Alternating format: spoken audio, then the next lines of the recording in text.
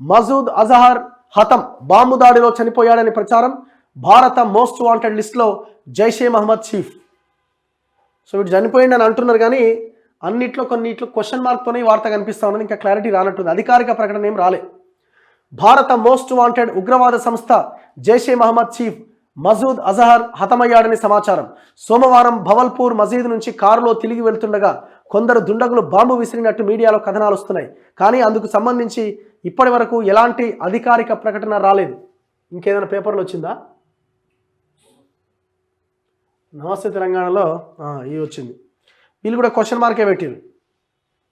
పాక్లో జరిగిన బాంబు దాడిలో జైషే చీఫ్ మృతి చెందినట్లుగా వార్తలు.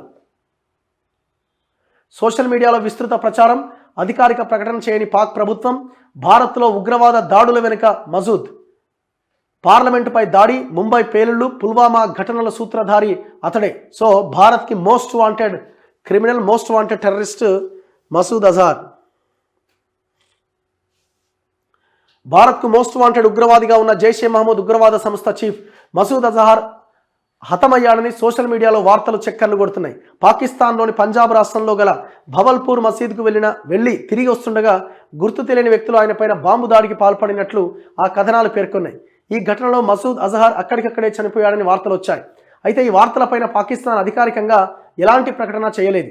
పాక్ మీడియాలో కూడా దీనిపై వార్తలు రాలేదు. అయితే మసూద్ అజహర్ను ఐక్యరాజ్య సమితి అంతర్జాతీయ ఉగ్రవాదిగా ఇదివరకే ప్రకటించింది. మసూద్ పాక్లోనే ఉంటున్నాడనే వాదనలు ఉన్నాయి. అయితే దీన్ని పాకిస్తాన్ మాత్రం అంగీకరించట్లేదు. వాడిని పెంచి పోషిస్తూ ఉన్నది. ఇలాంటి దాడులు చేయమని ఎంకరేజ్ చేస్తున్నది. ఇప్పుడు వాడు చనిపోయిందని అంటున్నారు కానీ ఇంకా క్లారిటీ లేదు.